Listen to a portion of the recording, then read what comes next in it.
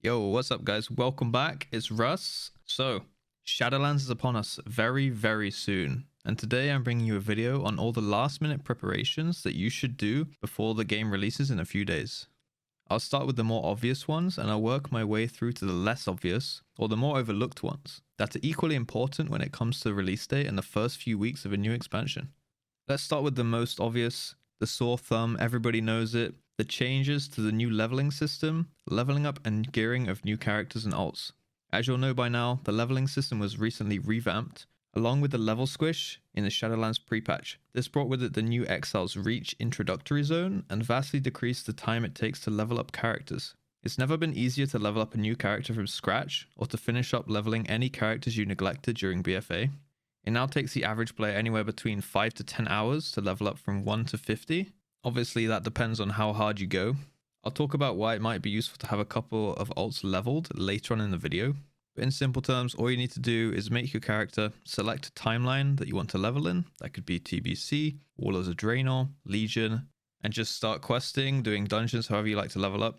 Personally, I found it's a lot of fun just doing dungeons with friends. But yeah, I thought I'd include it in the video just for completion's sake. So moving on to gearing, which in my opinion is less important, but definitely still has its place, as every little advantage helps when it comes to the new expansion. So for those fresh characters, you'll want to try and snag a few items to make your Shadowlands leveling experience just that little bit faster and easier. The pre-patch Scourge Invasion event is now upon us. This event can grant you some gear at a half decent item level with very, very minimal effort. Sometimes it takes just a few minutes to get quite a decent upgrade. There are a couple ways to acquire this gear. After doing a short introductory quest in your capital city, the quest chain will lead you eventually to Icecrown, where you'll gain access to some rare spawns, which spawn every 10 minutes on a cycle and drop item level 100 or higher gear.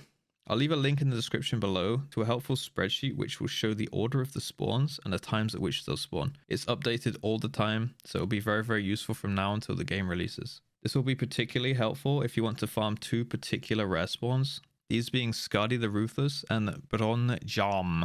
As you might notice, these are throwbacks to Wrath of the Lich King. Skadi being the same Skadi that is in Outguard Pinnacle, and he drops his same mount, the Reigns of the Blue Proto-Drake. And Bron Jam, I believe, was in the Forge of Souls, I think. And he drops his bag, Papa's Mint Condition bag.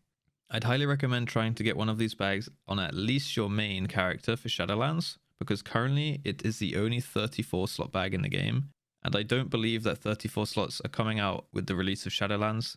Maybe they'll be implemented later, maybe they won't be. Now of course all the usual gearing methods are still available, such as World Quests, Mythic Plus and Raiding gear, which you should be familiar with by now if you played BFA.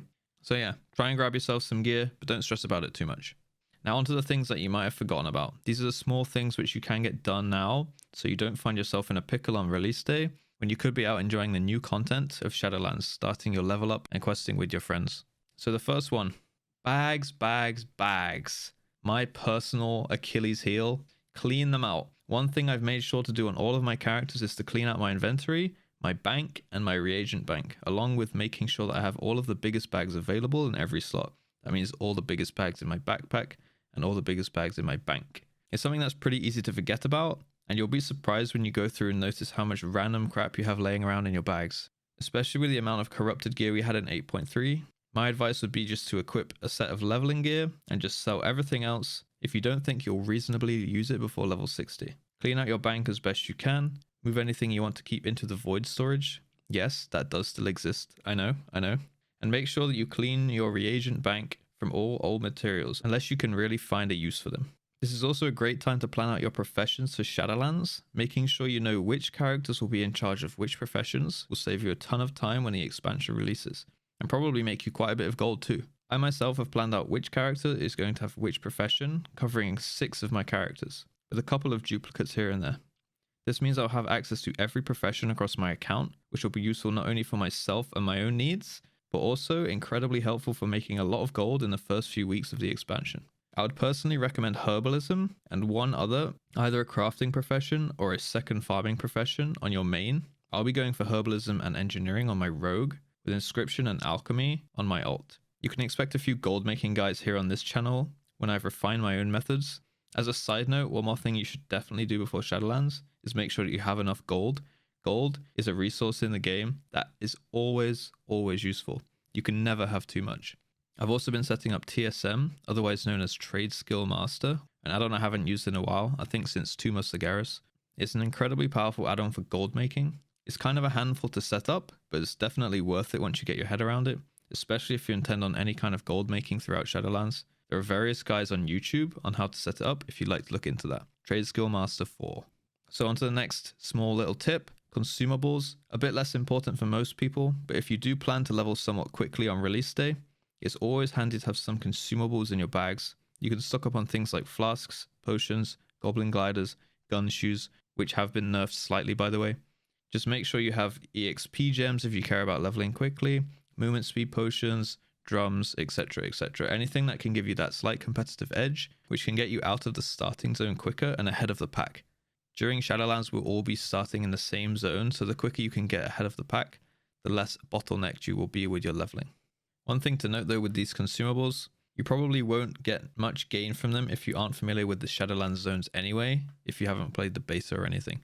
So it's more of a min-maxing thing. I wouldn't worry too much about it because it does cost gold, and as I said, it's important to have gold unless you really do care about leveling quite quickly and you already know your zones and quests and quest lines and have a route and things.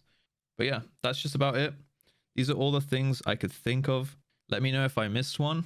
Be sure to like the video if you did. Subscribe for more content going into Shadowlands. I'm definitely intending to increase the rate at which I put out videos going forwards.